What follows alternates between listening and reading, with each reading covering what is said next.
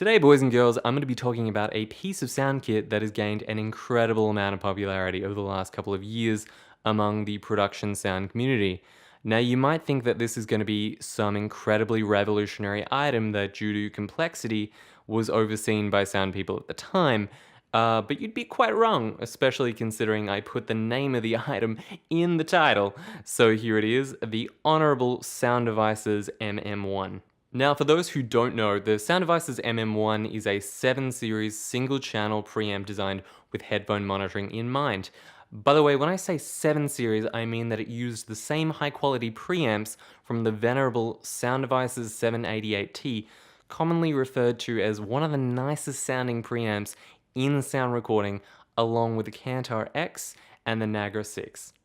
Just a note, BT dubs, this entire episode is recorded using the MM-1 and Eschep's CMC 641. The MM-1 was actually originally designed for field communications and situations where mix minuses were required due to its mon input, which could be adjusted by the user at will. However, this product has found quite a different audience over the years as its popularity has gained among the booming community. It became highly popular as an alternative preamp to a wireless boom transmitter system. Obviously, most professionals prefer the sound of their condenser microphones preamplified by their mixer, as opposed to a wireless transmitter preamp. However, considering that the most popular professional mixer recorders in the production sound market are sound devices, it makes a hell of a lot of sense that mixers would want their microphones being preamplified by a sound device's product.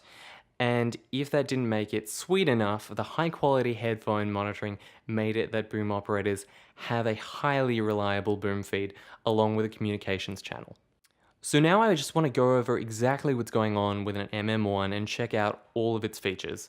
So let's start at the top. Here we've got a variable preamp gain that ranges from 0 to 66 decibels, a high-pass filter set to either 80 or 160 cutoff, a limiter, again using the same venerable limiter from the Sound Devices 788T, before Sound Devices 6 series started giving us a hard time with that clipping. But next to the limiter, you have a monitor gain and a headphone gain for the preamp, which can be used together or independently. A TRS jack input and a power switch, which can be set to internal battery power or external DC power. Moving to the bottom of the preamp, we have an XLR line out, XLR mic in, a TRS mon out balanced, phantom powering settings, and your battery or DC powering. It's so strange. Like, obviously MM-1s are a great product, but everyone wants them. At any one moment on Facebook sound recorders groups, you'll see at least 3 people trying to buy MM-1s. When I bought mine, I was purely looking for front-end alternatives to preamps on the Zoom F8, and that was back in 2016. And at this stage, people hadn't caught on yet, so I was lucky enough to get a relatively new one for 300 Australian dollars.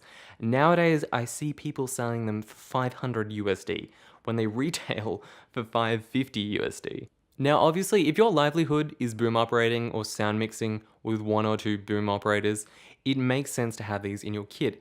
But so often, I'm seeing sound recorders who more often than not are one-person bands. And so I want to propose something, that there is a knight in shining armor that's been around hiding in plain sight. Actually, that doesn't make sense. If you're shining, people see it. Actually, there's a gold nugget covered in dirt that once you've cleaned it all off, you're rich. And this item is actually much older and, weirdly enough, a lot more powerful than the MM-1. Yet you'll find it hiding around sound recorders pages or eBay for as little as 220 Australian dollars. And this nugget is the Sound Devices 302, a 3-channel preamp mixer with headphone monitoring, a mix in, line and mic out, and a variety of awesome features. The Sound Devices 302 was originally designed as a 3-channel mixer for run-and-gun applications like documentary. It was used frequently in situations where 1 boom and 2 lavalier were required. This mix would then usually be sent direct via cable to the camera operator. Now, when people suggest the 302 as an alternative to the MM-1, you'll usually hear laughs. And there's a number of reasons why. It's heavier, takes up more space, and above all, has faders that control the output. Hence, if during a scene hence if during a scene the boom operator knocks the fader, then you're in trouble. The thing about these problems, though, is they're not entirely valid in all circumstances. One, yes, it's heavier and takes up more space, but it also does a lot more. If you actually look at the left panel, you'll notice it has mid-side functions, hence could be used for a boom operator to swing a mid-side configuration. Two, while a lot of transmitters accept line level, some sound better at mic level. Generally speaking, with Sony and Sennheiser G3s, I've heard a lot of people saying that their wireless booms sound better when the TX is set to mic, and hence having the ability to change your output level can be incredibly helpful. 3. There are 3 inputs on this mixer. Realistically speaking, you could plug in a microphone, communication between the mixer and boom operator, and secondary communication between unit and the sound team, and have it all in your ears. 4. While the faders might seem like an obvious problem, you can actually take them off. And when you do that, you barely get any problem with accidentally knocking them. Now let's think about this. The MM-1 has realistically one use. I used the 302 in so many different situations, from renting them to camera teams who want 2-channel preamps, from using it as a front end on recorders like an F8, 744T, and also using it for car rigs where multiple microphones require phantom power. I guess what I'm trying to say is, don't just follow hype, especially in products you're going to be using every day. Research what's out there and look what's going to be the best value for money. I say this especially to new people in the film industry.